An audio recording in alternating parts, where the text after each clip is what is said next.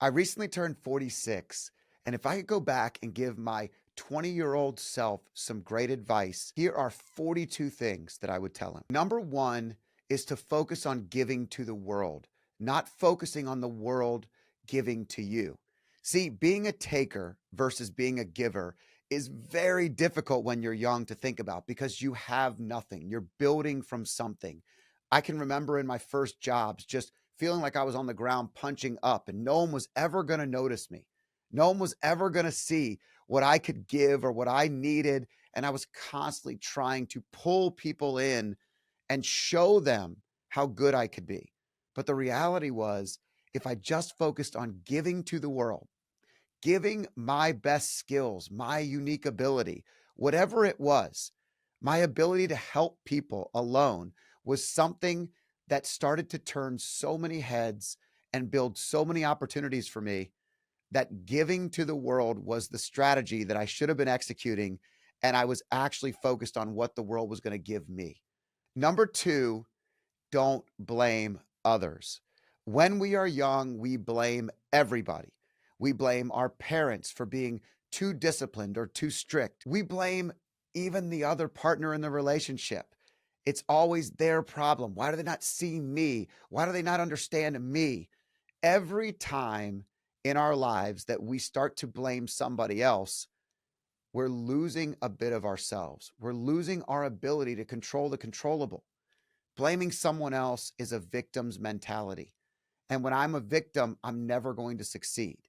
When I can focus on being a victor, when I can focus on actually taking responsibility for looking at things that I could actually do to change the scenario, maybe it's just changing the way I see it. But the reality is, blaming others is a fast way to lose. And winning comes from actually assuming responsibility, choosing to be responsible for my role in anything, even when it's not my fault, even if I feel like it's not my fault. Blaming somebody else will get me nowhere. Number three, celebrating success for you is great, but celebrating successes of others is even better. This is so hard. When we're young and we're fighting and we're trying to get noticed, celebrating for someone else can often feel challenging. I can remember watching people have success or get a new job and feeling like I was losing, like I wasn't winning. And celebrating with somebody was challenging. And, those are hard things to admit, but it's true and it's real. And I don't like that about my past self. What I do know is the minute I started actually being happy for my friends when they were succeeding, actually understanding that their success was our success, working together to be the kind of friend that when they call you and tell you that life is great and they're doing something super fun, genuinely being excited for them. Because in life, you have so few people that will actually be that for us. So if you can focus on being that for somebody else, it could be a game changer for your life, for your friendships, for all the people that you love the most. Truly being excited and celebrating your siblings' success, your parents' success, your best friends, even somebody you just met. It gives us a chance to celebrate alongside, and they'll be right by our side when it comes around for us. Number four, failure is okay. It's part of the process. Oh my gosh, this is so hard for me. It was so hard for me. I couldn't do a board game without blowing up when I was a child because winning was everything and failure was so challenging. But life's success, all of the processes that go with succeeding, all of the things that I have to do to actually be successful in life require failure. Failure is so important. To actually succeed in life, you must fail. If you want to actually be great at anything, if you want to try to be great, it requires trying new things, doing something before you understand it all the way. Whatever it is, it's going to include failure. And by failing, I'm creating a path to success. It's part of the process. Number five, stop waiting to get started. I was so concerned with perfect timing. I was so concerned with starting at the beginning of the year, or next year I'm going to do this, or maybe when this happens, I'll just start doing this. The reality is, timing is all about doing it now. When you have the opportunity to do something great, when you have the opportunity to make the job change, when you have the opportunity to get in front of the right people, timing is now. The present moment is where the opportunity exists. And waiting for all these things to fall in line and hand wringing and thinking and worrying, it's a waste. I say this so many times to so many young people, and I could say it to my 20-year-old self. Scott, you have to stop thinking about it. You have to stop talking about it. At a certain point in time, you just have to do it. Nike has been so successful with the slogan, just do it. And the reality is, so many times in our youth, we overthink, we overtalk, we look for so many different people to give us their opinions, when in our gut, we know exactly what we should be doing. Number 6 is the 5 love languages and the power of this in a relationship. When my wife and I bought our first house, the people we bought the house from handed us this book, and they said they had been married before, and if they had this book before, they might not have been divorced. But today, their marriage was so strong because they built it on the foundation of this book. So the 5 love languages are physical touch, words of affirmation, acts of service, quality time, and gift giving. Those are the 5 ways that people feel loved. Having these 5 things that you understand about your partner allows you not only to show love the way you feel loved, but most importantly, to give love the way someone else receives it. And see, so much of our life we spend trying to say, well, what I need is this. How I feel loved is this. The 5 Love Languages by Gary Chapman is a book, but it's really a principle that you can live by. And if you actually represent your life to give others the love they feel and need in a way that they feel loved. So I'll give you a great example. In my world, early on, my wife and I actually read this book. We had our second child, and we learned that I was a words of affirmation and physical touch. They say almost all men are physical touch as number 1, but we'll just say words of affirmation. And she was quality time.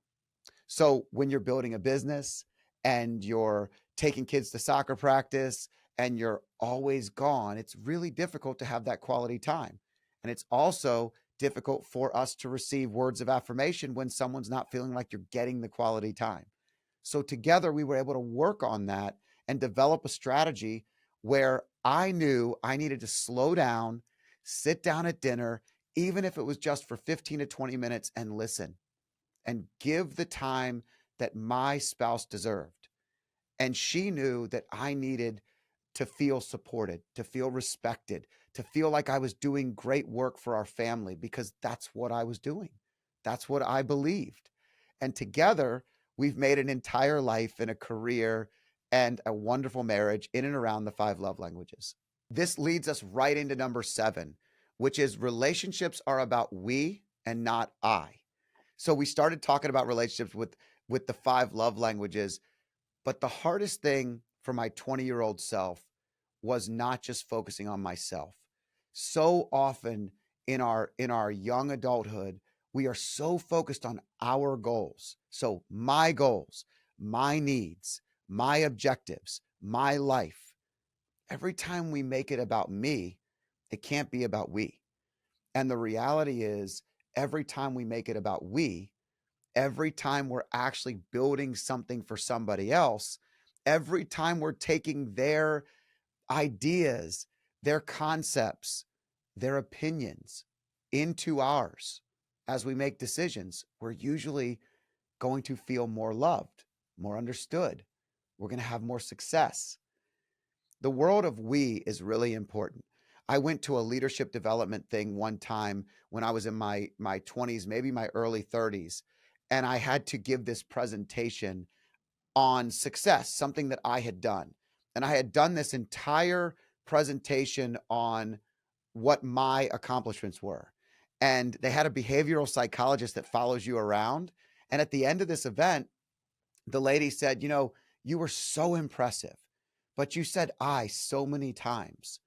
I really feel like it would make you a better leader if you focused on we. And the truth is, I did not feel like I was the kind of leader that ever didn't focus on we or the relationship, but I obviously wasn't communicating it. I obviously had a blind spot and I obviously needed to make changes. So I did. And I really developed and worked on the word we in all conversations. Sometimes even to the point where in business, someone will say, wait, who's we? And I would say, oh, it's us. But the truth is, we always wins. Number 8, get comfortable with uncomfortable. Getting uncomfortable is so important. Every time we're uncomfortable, we grow. As simple of a thing as doing cold plunges. When I do cold plunges, it's uncomfortable every single morning. But after I finish, I have a rush of endorphins.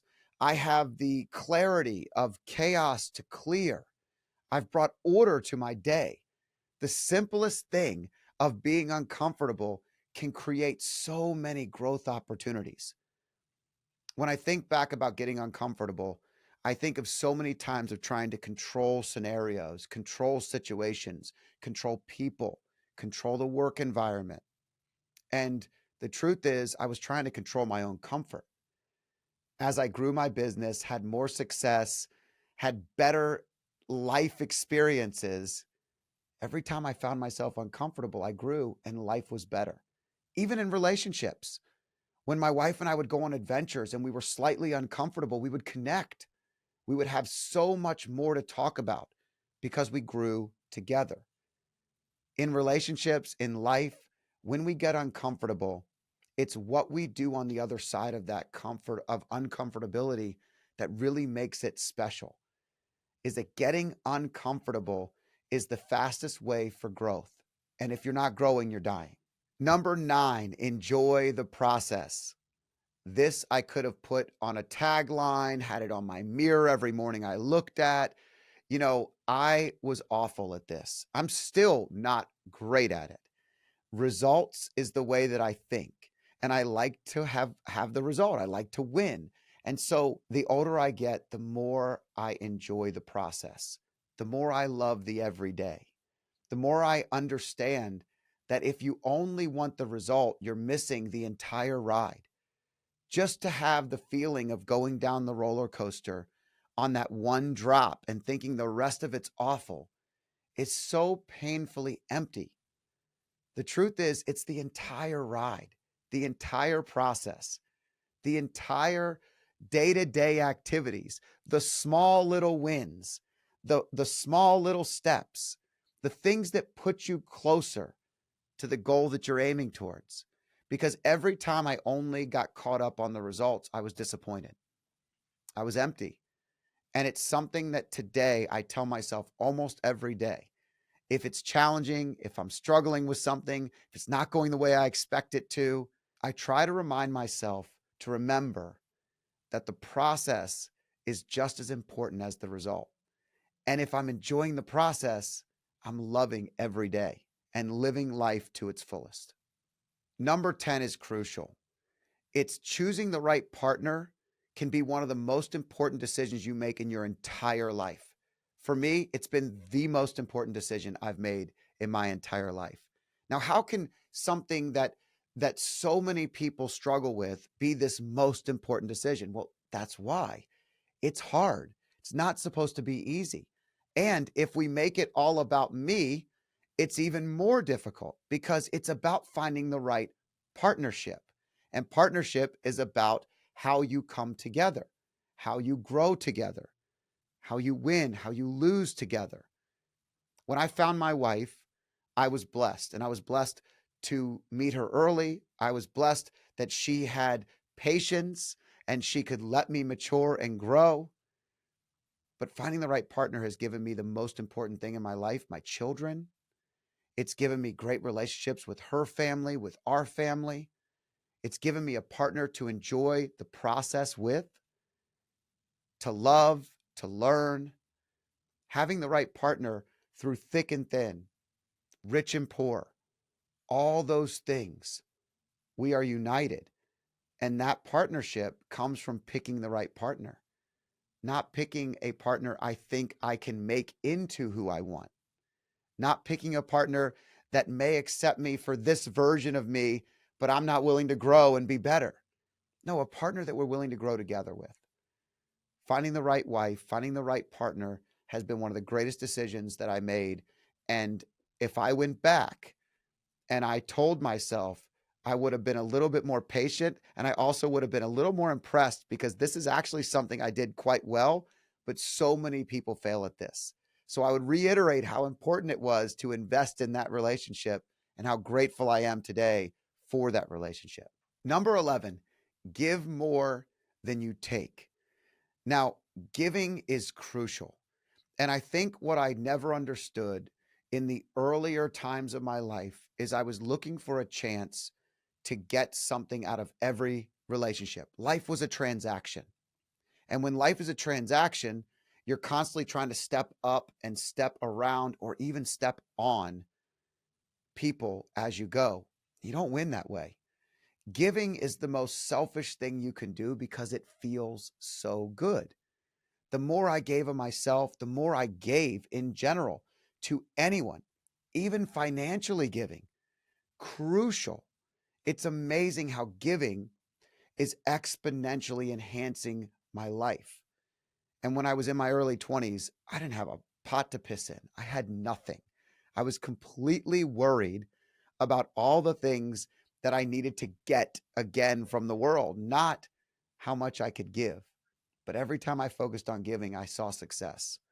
And every time I gave more than I even had to give at that time, I saw exponential love. I saw better health. I saw better results in everything I was doing. Giving is a cheat code. When in doubt, give. Give of yourself, give to others. So important, and something that it took me some time to learn, but I'm so grateful I got here. Number 12 is slow down and be patient. Now, I'm a fast talker. I'm a fast mover. I am constantly speeding through life, and I have to tell myself this all the time. But it was even worse when I was young. I went back and was reading some letters during COVID as I was going through and throwing away old stuff, and we were trapped in the houses and nobody was going anywhere. And I had these letters my girlfriend at the time, who's now my wife, had written to me, and they talked about how busy I was. And I laughed at it because I thought, if I only knew how busy I wasn't when I was in my 20s.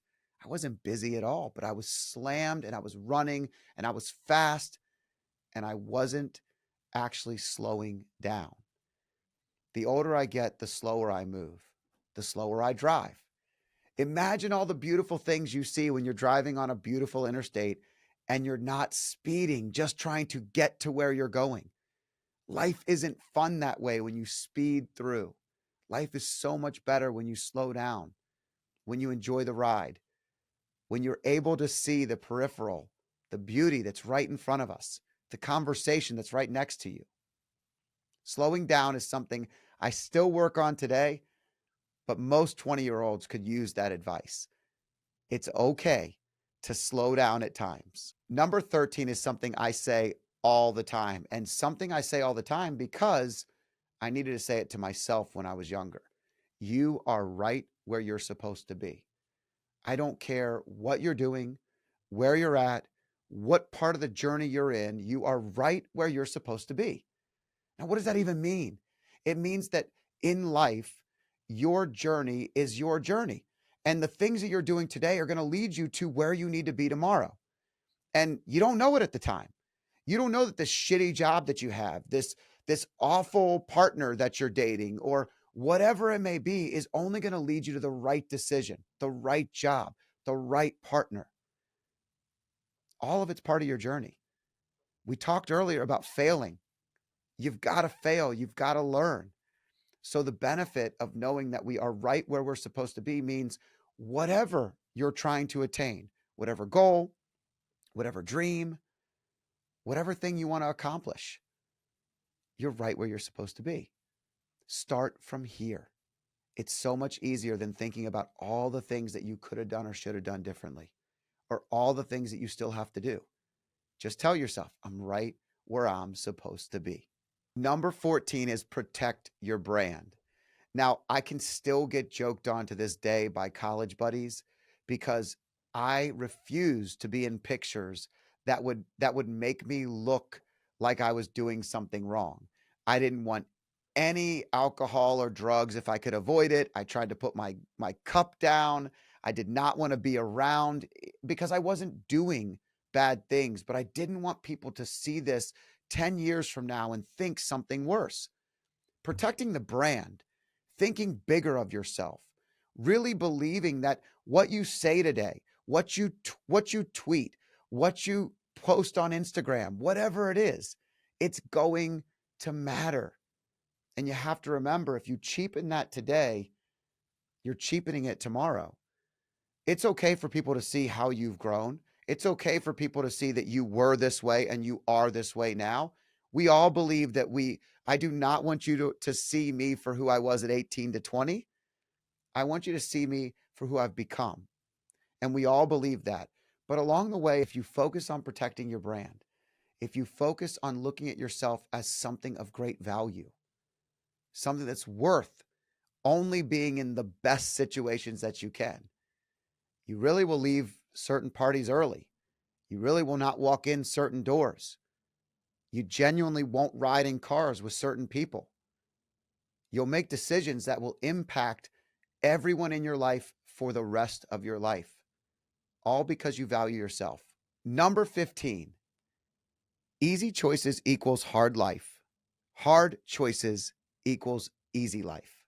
In our lives, we have lots of choices that we get to make. And every time we take the easy route, every time we choose the easiest path, it makes our life a little harder.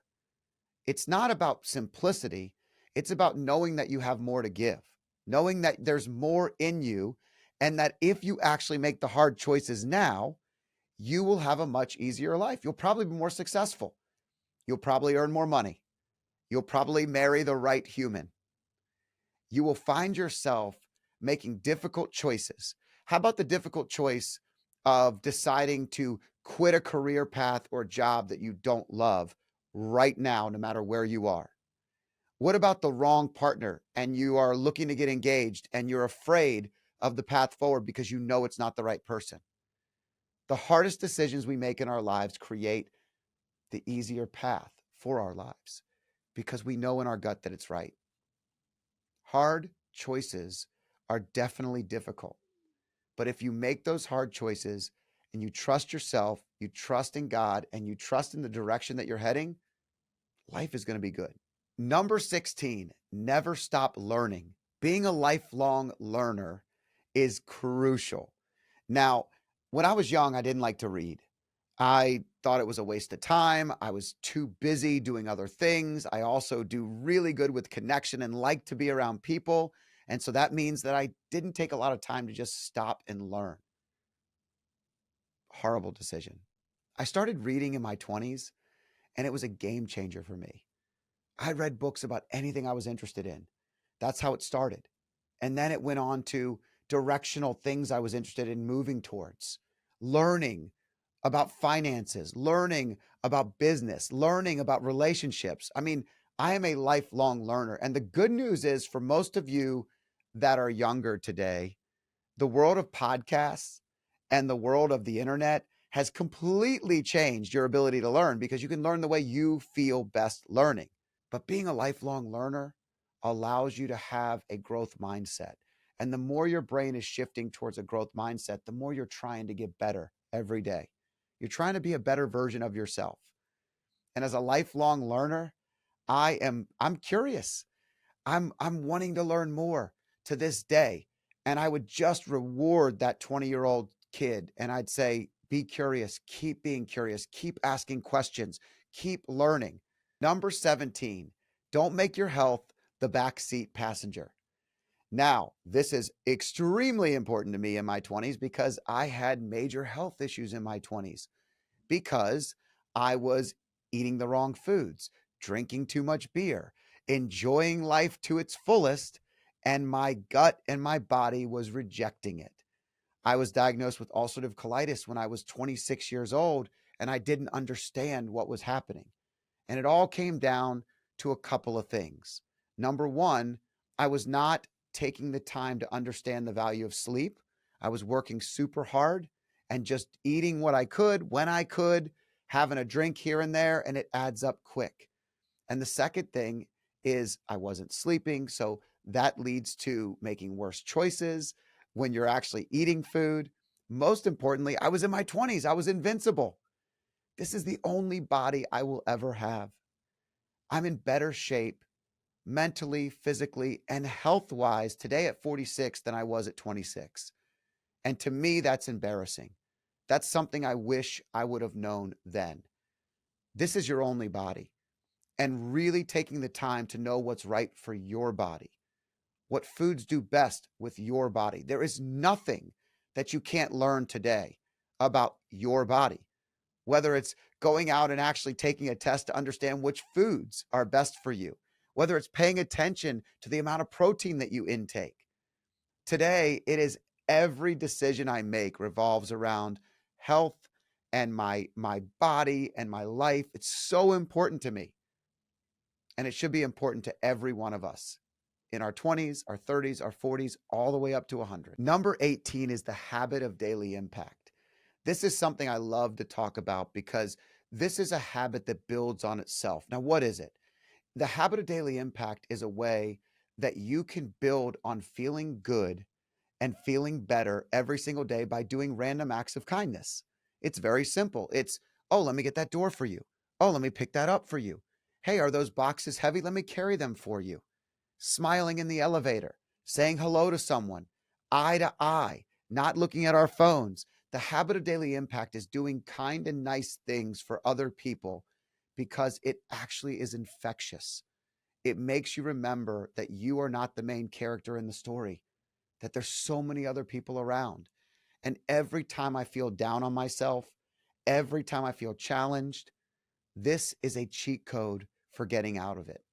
And I can tell you that I've always been focused on habits around impact, but I didn't put two and two together in my 20s that this was a cheat code for living.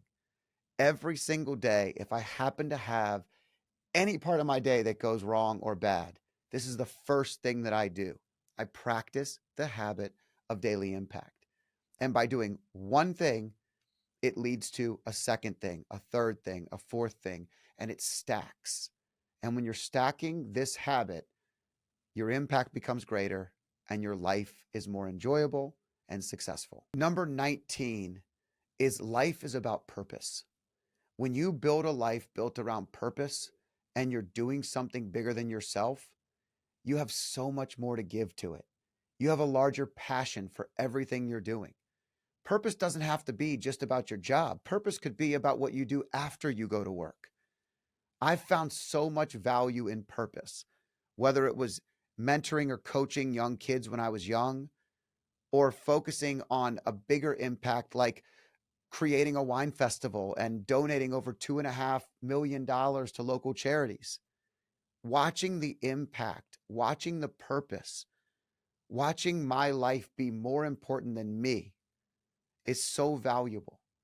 And I think so many young people forget that living a purpose-filled life is the secret to living well and living happy. Now, when you're living a purpose-driven life, you're probably focused a little less on yourself. And the cheat code there is that's a secret. That's the secret to success. Again, we go back to we.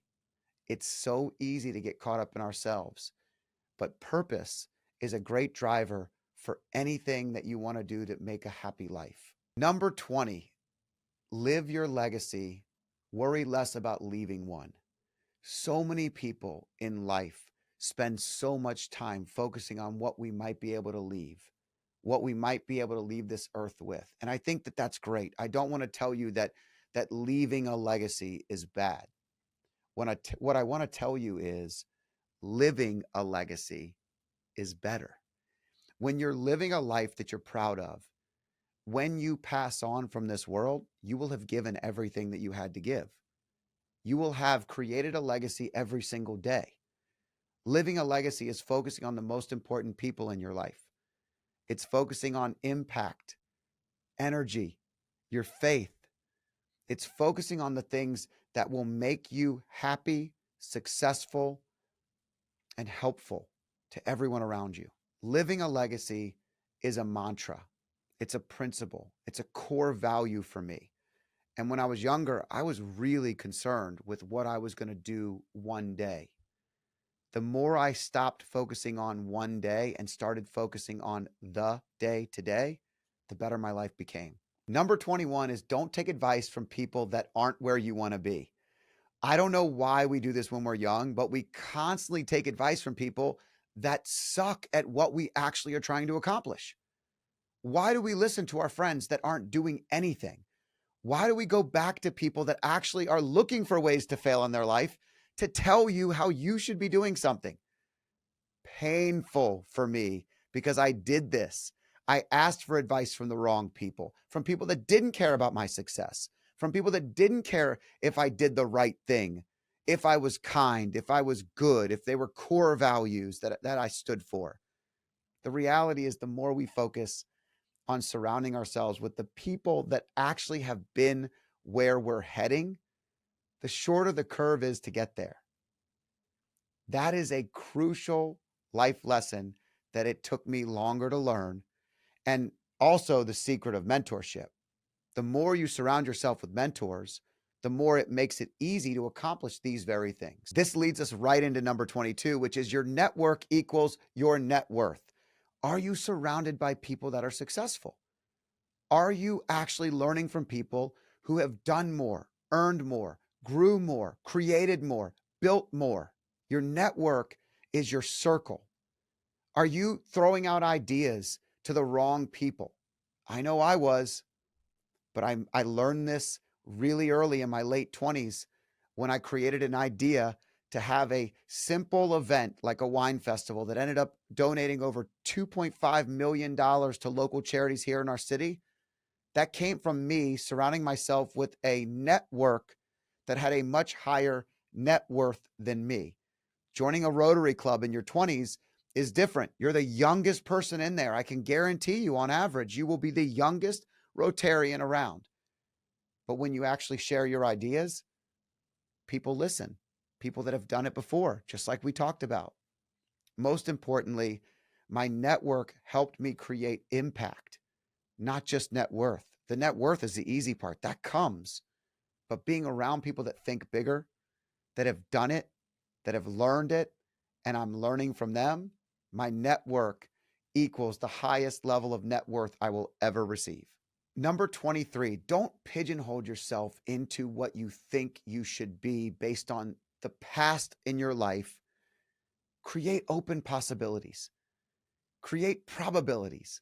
Create a path forward that's full of opportunities and dreams. I'm going to give you an example. I thought growing up that I could be a teacher or a cop. Coming from a blue-collar family, they're very respectable, great jobs. When I applied to college, it was criminal justice or education. And that's all I was thinking. The reality was I was an entrepreneur from the time I was like 5 years old. I didn't even know it existed. But the more I surrounded myself around others, the more I learned about how to build businesses and what kinds of people did that, and that my energy was the kind of thing that did really good in that world, the more the world of possibilities opened up for me. See, I pigeonholed myself to thinking that I was designed or destined for this. So many times in our 20s, we think that we are from this family and this is what our family does. I can actually remember calling my mom in college and telling her, "Hey, you know what? Maybe I'm just not cut out for college. You and dad didn't go to college. Maybe I'm not cut out for it either, and I should probably just come home." Thank God she laughed at me. Thank God she believed in me. And thank God that I actually was able to come out of that weak-minded thinking and build something great. And that is so important. Don't let where you come from define where you're heading. Build something, build a path for yourself, and help define the future for where you came from. 24, center your life around faith. Now, this is something that I did have some level of dedication to in my 20s, but nowhere near the level of dedication that I've had in my 40s. Now, there's just something to be said for faith and God that's challenging when you're young. You don't like discipline. You feel like the church and the religion that you grew up with is so strict and they're not allowing you to become who you want to be. It's all bullshit. It's absolute bullshit. And the truth is, everything that I had grown up with in my Catholic faith, everything that I believed in, every single time I got into a challenging decision or a struggling point in my life, I found myself sitting in a church thinking and praying, and the answers would come. Centering my life around faith, surrendering to God, believing in something bigger than myself, and getting out of the way, putting the ego to the side and my faith at the forefront has helped me go from balling my fists and trying to control the direction to opening them and helping me accomplish things I never dreamed were possible through my faith. This has been a very, very big turning point into my 40s, and one that I will tell both of my boys and anyone that will listen that a cheat code for life is believing in something bigger than yourself. I won't tell you what to believe in. For me, it's God. And I will tell you that it's successful and very valuable. I don't care if you're 20, 30, 40, or 80. Number 25 is assume you can learn from anyone and everyone. I cannot tell you how many times in my youth I would shut down because I didn't think this person had done something, or I didn't know how they could help me in the next transaction, or it didn't matter that they were younger than me. So what could they know? I mean, it's absolutely ridiculous.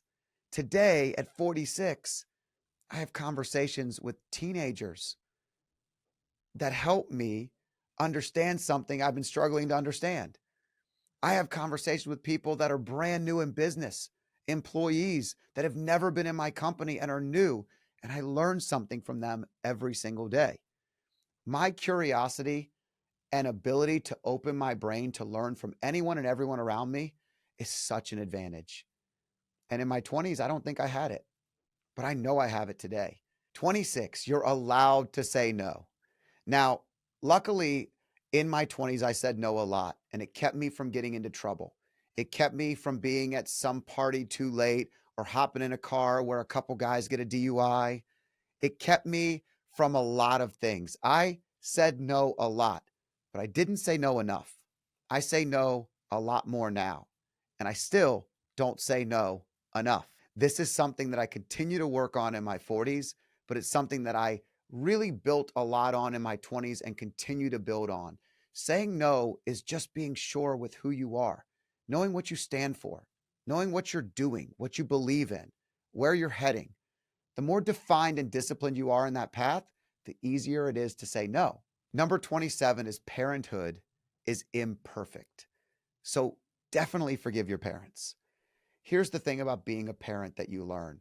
Now having two sons that are heading into adulthood or are adults, what I can tell you is I'm an imperfect parent.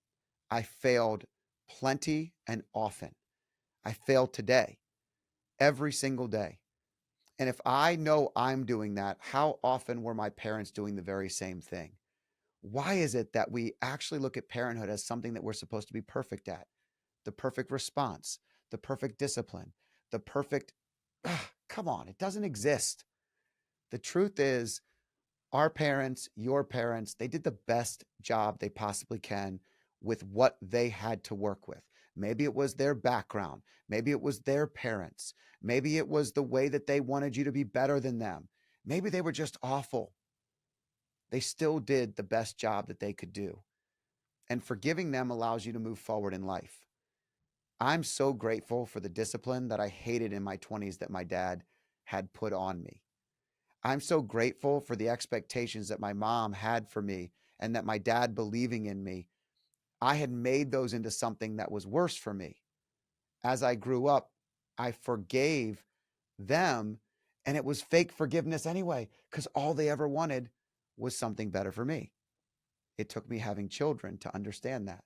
Understanding that your parents are doing the best possible thing that they could do, and they're going to be imperfect, and it doesn't mean you have to love every aspect of it, but you too will be an imperfect parent. And if you're trying to be a perfect parent, you are failing because it's not possible. Number 28 is spending time with your loved ones and your family is never a waste of time. You know, it's something I firmly believe in. Every single Sunday night from my 20s until today, I eat dinner at my mom and dad's house with my siblings and their children. And it's something that I am so grateful for in our lives. And the older I get, the more I need it. I wear a Whoop and I wear this Whoop every single day. And one of the things that I actually track on this Whoop is when I spend time with loved ones. Why do I do that? Because what I've learned is the value of connection is a health indicator. It gives you a healthier aura, better energy, better life. It makes it worth living. It gives you purpose. Our family, our loved ones, our friends, they all symbolize connection. And being connected is a part of living. It's something that we must have. And as humans, we need more and more connection. Today in our phones, as I search for it, that's not connection. But we're too connected to the wrong things. Plug into your family, plug into your friends, plug into the people that you love, and it's not wasting your time. It's valuable. And I encourage you to continue to do it because I started it in my 20s, but I definitely found times where I wished I wasn't doing it. And now, as an adult and a 46-year-old, I am so grateful for the foundation I laid in my early years of going so often to my family's house. Number 29 is appreciate the present moment. Presence is a gift. And I love that term because presence can be a gift. If we spend too much time in the past, we're depressed. And we can get so caught up with how something should have been or what should have happened or I should have never said that. And then spending too much time in the future makes us anxious. It makes us worried. What could happen? This could go wrong. That could go wrong. Cheat code to life and the secret to peace is the present state. This is very difficult. Sometimes something that really helps me is just slowing down and taking a deep breath in between different transitions in the day. If I'm heading into the office, slow down, stop, take a deep breath, understand where you are and that you're right here. This is right where I'm supposed to be, remember. So the present moment is super crucial. So practice that. Understand that presence is peace. Number 30 is to take time to acknowledge where you were and where you are now. My friend, Dr. Ben Hardy and Dan Sullivan wrote a book called The Gap and the Gain, and it talks about exactly this. The reality is we spend so much time, especially when we're in our 20s and our early youth, probably many of us today, looking at where we want to go. And every time we get there, we move the goal further and further away. It's like kicking a 30-yard field goal and saying, okay, if I can kick 30, now I know if I can do 35. And now I know I can do 40. And every time you kick it, you're just working towards the next goal. But when you get to that goal and you look back on where you came from, it's really, really amazing. That's the gain. The gain is where you came from to where you are today and how valuable that makes you feel. How amazing that is to build upon. That right there is just acknowledging that you've come so far. Look at who you were and look at who you are. Number 31 is to ditch having a scarcity mindset. The world is abundant. Scarcity mindset is something that I grew up with. There's not enough. There's a fixed number. I need to take this. I mean, I even played the pizza game in the house. The large pizza would come and I would try to eat as fast as I could because I was afraid there wouldn't be enough pizza left. That was my mindset. Scarcity has never served me well. Having an abundant mindset always believes that there's more. There's more to give. There's more to get. There's more to receive. There's more to help. Abundance is a crucial shift in the mind, and it allows you to think big. It allows you to believe in yourself. It allows you to believe in the world. And there's so much more to gain from abundance than scarcity. 32 is to show up to the world with your authentic self. There are parts of you that you don't love or that you feel like you have to do to impress upon other people. In my 20s, I was so caught up in the financial world where I was helping to build a business and developing my business, but I was so afraid of being too young. So I was always dressing older and trying to make myself feel like I deserved or belonged in the room that I needed to be in. Today, I don't care about what you think about what I'm wearing because I feel good. I like to be myself. And the more I lean into who I am, the more successful I become. How I dress, how I look, the way I speak. Sometimes I have a lot of energy and a lot of intensity, and that's a lot for people. I don't care. It's who I am. And the more I lean into it, the more successful I become. 33 is don't be afraid to ask for something. I don't know why. I have never really had a problem asking for something, but in my 20s, I definitely felt like there was a place for me and where I belonged, and I wouldn't ask above that level. Today, I'm asking for the world. I'm asking for anything. I'm asking for everything. I was in the pool playing volleyball with a couple of my neighbors and our kids, and we're just talking. And a couple of the neighbors' kids were talking about wanting to go to concerts. And I said, "Well, have you asked your parents about going to those concerts?" And they said, "Well, no, they're probably not going to take us." And I said, "But you haven't asked. Until you ask, you won't know if this is actually an opportunity." And I literally walked up and started talking about the concerts with the parents and the kids and initialized the conversation. And this example is the very example as to why. They both recently went to those concerts that they wanted to go to. One was Taylor Swift and one was Zach Bryan. And it was super cool because they were hard tickets to get, but their parents found a way because they're amazing parents and they're great kids. And when you ask for something, you don't know how it's going to be received. The worst you can get is no. Number 34, your morning dictates the rest of the day. I am a firm believer that a morning routine can totally shape and shift your day to the greatest possible day ever. And it starts with what works for you. For me, it starts with scripture and meditation and prayer. Then it goes to workout. Then it goes to sauna and cold plunge.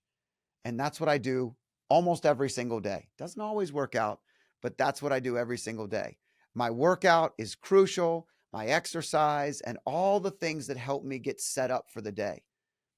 It allows me to be the best version of myself, to be a better husband, a better father, a better friend, a better boss, better leader, whatever it is. It's crucial. And starting your day right is so important. When I was young, I would sleep until the last second. I would rush out. I would not have my outfits picked the night before. I would do all kinds of chaotic things. Why? Because I hadn't figured it out yet. Don't be me. Figure it out now. Own the morning, own your day. Number 35, money exists for freedom and opportunity, not to show. So I never really struggled with this because in my 20s, I didn't have any money. And I really didn't look at money as something to show off. I really looked at money as something that might be able to give me security. But with the scarcity mindset, I had the wrong view of money. I was pressing to try to get it, and it wasn't coming in as quickly as I would have wanted. I've never been the showy type or the kind of person that likes designer things, or there's nothing wrong if you do. But money creates opportunity. Money creates freedom. And when we're chasing money, we're never going to catch it. Zig Ziglar said, "You can chase money, but you will never catch it." If you want money to chase you, you have to do three things.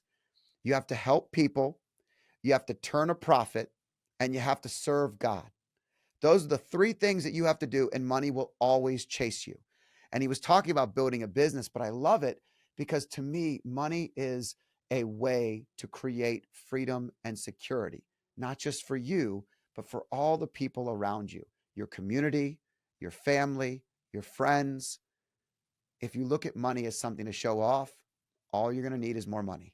Number 36, you are the energy that you put out into the world, and you receive the same energy back. If you walk through the day with your head down and your arms and your shoulders down, and you don't understand why the world is just not coming into you the way that you expect it, it's your fault. Change it. Lift your head. Pull your shoulders back. Smile. Talk to people. We are the very energy that we put out into the world. If you want to have laughter, laugh. Find humor in things.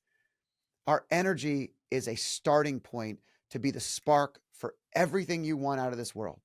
Number 37 is you are not alone and you don't have to figure everything out by yourself. I don't know why I felt the need to fail at everything, but when I was in my 20s, I felt like the world was against me and it was just me. And to be honest with you, it was a waste of time, a waste of energy. So many more people are out there to help. So many more people are out there to actually help me grow, to learn, to give. The older I got, the more I learned that what I had to do was trust other people, talk to other people, learn from other people, read about other people. The path has been laid. I can almost guarantee that there isn't anything we're doing today that someone else hasn't done that we can't learn from. You're not alone. And when you feel alone, find the time to actually exit out of yourself. Go and find someone to talk to. Get away from your main character, main mentality, and go and talk to someone. Learn ways to work with others. Teamwork makes the dream work. Number 38, sometimes you win, sometimes you learn. This is good because I just said teamwork makes the dream work, and that's a John Maxwell quote, and it takes us right into 38, which is sometimes you win, sometimes you learn. This is something that goes back to failure, and the truth is failure is really nothing. It's always just a learning excuse. It's a learning example. It's a learning curve. When I win, I learn something too, but when I lose, I learn even more. I can learn so much from trying and working towards a goal. Even if I'm failing, I'm just learning along the way. What am I not going to do next time? What do I need to do more of this time? Who do I need to surround myself with? These are the secrets to success. Number 39 is kindness actually matters both in life and in business. I am completely against a transaction mentality. I am all about building relationships. Relationships are built on giving of yourself to someone in acts of kindness and actually showing someone with good energy, all the things we've talked about so far, and watching good things happen. Kindness matters. Treat others the way you want to be treated. Give to others the way that you want the world or them to give to you. Kindness is a cheat code for life. Kindness really is something that matters, and it's very hard. I don't know why it's hard. Even driving in the car, it can be difficult. You want someone to let you in, but you're not acting kindly. If we are kind, sometimes the result is really closer to what we expect, the good part of what we expect. Number 40 is stop chasing perfection. Excellence is just fine, but life is imperfect. We talked about parenting being imperfect. Life is imperfect. There's no perfect path. You can chase excellence. You can try to be as great as one can be. You could do your very best, but really we're judged internally by the effort we put forth, not the result. It's going to be an imperfect result because you can't control the other people on the other side. You can't control the way someone else reacts. You can't control so many attributes of this world that we have no sense of control over. So let's just be ourselves. Know that it's imperfect. You can work towards excellence, but understand there's going to be challenges and changes, and imperfection is a part of the game. Number 41, know your value, know your worth. Lean into that. This is called your unique ability. What are you great at? Find out what you're great at. I know every single person is great at something. When I was in my 20s, I was always great at connecting with people. I was always great at building relationships. I was great at negotiations and having conversations and leading big rooms or teams. But it took me a long time to realize that what I didn't like doing was working more alone. I needed a team. I like to work through people, with people, around people, with energy. The more you learn what your unique ability is, the more you focus on what you're great at, and then the more you actually put forth that effort into the world, the more successful life becomes. The better, the happier you are, the more joy you have in every single day. Number 42 is when you're on your deathbed, not one of us will be glad that we played it safe. Take risks, take chances. It's okay to fail. We've been through 42 things together. And when we go through life and we think about it, and I look back on myself in my 20s and I look at where I've come to this point, the gain, from where I started to where I am now, I took a lot of risk. I made decisions that other people may not have made. I invested in a lot of great humans, and I've made some major mistakes. I've definitely been imperfect. But at the end, I'm very, very happy with the life that I've put forth today. I'm proud of the father that I've become. I'm proud of the husband that I am. I'm grateful for the blessings that God's put into my life. And I want to be somebody that can be a blessing to others through this next chapter, getting better with a growth mindset and taking as many of the risks that I can to never feel like I played it safe. So if you're looking to live life to the fullest, go ahead and click on this next podcast because I think you might find it useful. Enjoy.